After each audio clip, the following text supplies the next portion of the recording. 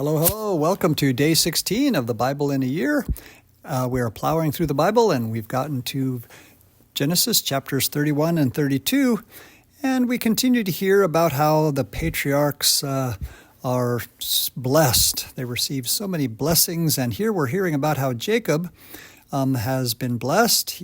After working so many years with Laban, he's asking now to return to his home land, the promised land, and he only asks from Laban kind of a going away gift. He asks just for to go through the flocks of Laban and just pick out the ones who, as it says here, are speckled or spotted or black.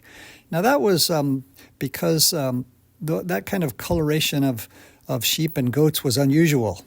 And so it was rare. So very few of them most of them would have been white.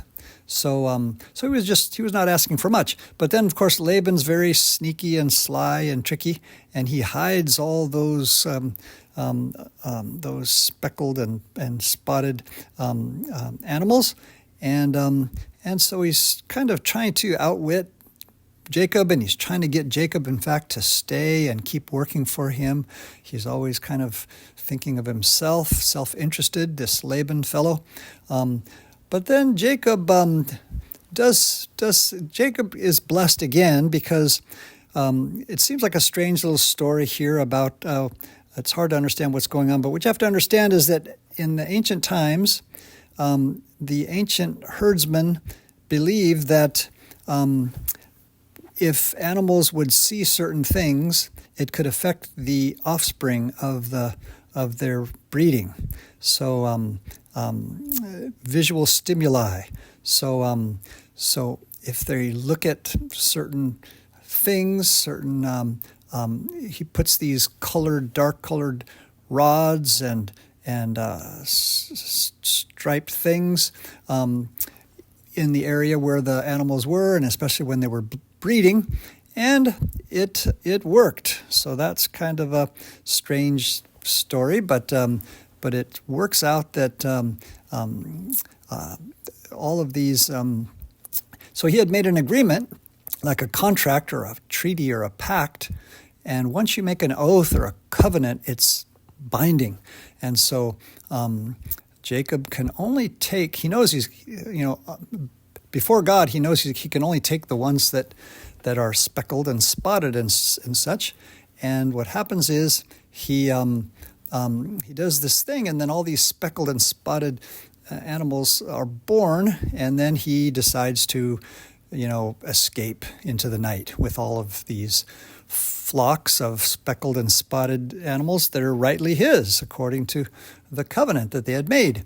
And so that's kind of how he gets away. He sneaks away, but then Laban, kind of gets an army of kinsmen and chases him down, and they kind of have a sort of a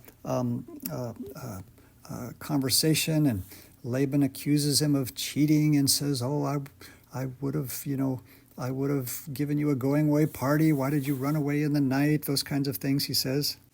And he also accuses Jacob of stealing from him, that he stole his household gods. Now, household gods, that was kind of little figurines, kind of like little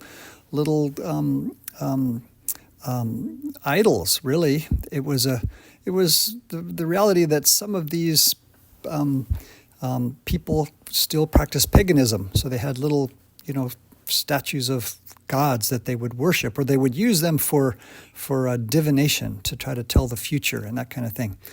And so he accuses Jacob of stealing these things because they're missing. But as we know, it was really Rachel who had stolen them. And that's kind of interesting. Rachel, at first you kind of think Rachel, she's the one who's beautiful and pretty, and she's the one that Jacob fell in love with first and wanted to marry and such. But we're finding out that, sometimes someone who has great beauty doesn't always have great goodness. And we're finding out that maybe Leah, who was kind of homely and had dull eyes, that she maybe was really the good wife. She bore him the first 4 sons, and one of them was Judah, who would be the ancestor or the father of the line of Judah, the kingly line that Christ would come from and everything. So anyway, Leah, the homely, not so pretty sister, was really the good one, because we find out now that Rachel is holding on to the old paganism. She's kind of, doing this New Age sort of thing, or this pagan sort of thing, yeah. And it is dangerous. It is still dangerous for people to do things like Reiki and, crystals and these kind of things that are New Age. They even anything that's from other religions, even yoga, some kinds of yoga, these kinds of things can be dangerous invitations to, evil spirits, using those kinds of things.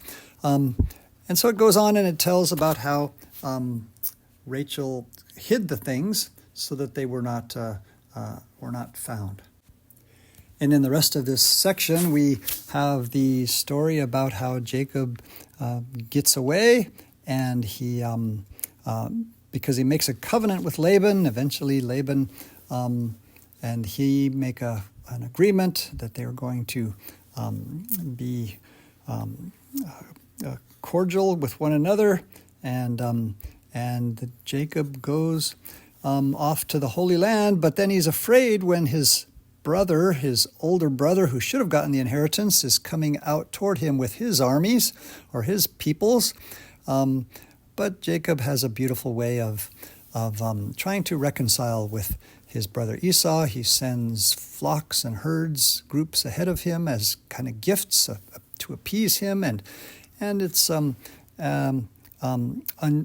unexpectedly cordial, the encounter that they have when finally Jacob meets his brother Esau, and for the rest of the book of Genesis, Esau and Jacob kind of get along. They have a distant but cordial relationship. They at least have made peace in some way.